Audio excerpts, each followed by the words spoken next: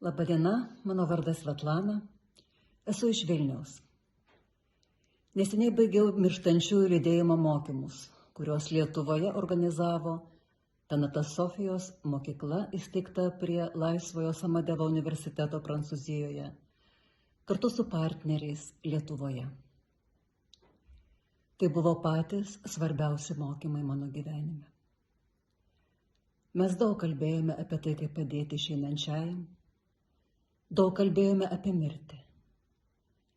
Bet pagrindinis dalykas, kurį aš išsinešu iš šitų mokymų, yra begalinis dėkingumas ir meilė gyvenimui. Mirtis yra kaip ta draugė, kuri dovanoja mums kiekvieną naują dieną. Ką aš darau su šita diena? Aš galiu pabūti pagalba išeinančiajam ir savo pačiam, kai ateis laikas išeiti. Jeigu būsiu sąmoningas, ramus, mylintis. Kaip galiu tai padaryti? Treniruotis. Treniruotis kiekvieną dieną. Stebėti savo kvėpavimą. Stebėti savo kūną, kaip judu, kaip kalbu, kaip mąstau, ką veikiu. Ką gero ir gražaus, teisingo galiu padaryti šiandien, kai atmerkiu akis, čia ir dabar.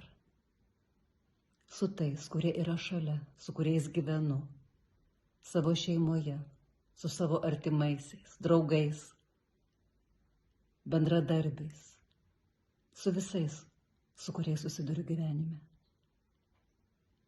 Ar aš galiu atnešti daugiau meilės, atjautos, džiaugsmo, ramybės, aiškumo? Ir jeigu taip, aš tikrai būsiu pagalba išeinančiajam, šalia kurio galbūt likimas man lems atsidurti. Begalinis dėkingumas tiems, kas organizavo šios mokymus, Linai ir Editai iš SAM asociacijos, dėstytojams Tanatas Sofijos mokyklos, Klarai Nodi, Astai, Solveigai, dėkingumas Idris Laurui, Samadeva universiteto įkūrėjui ir visiems, kurie perdavė šias žinias iki mūsų dienų. Ačiū.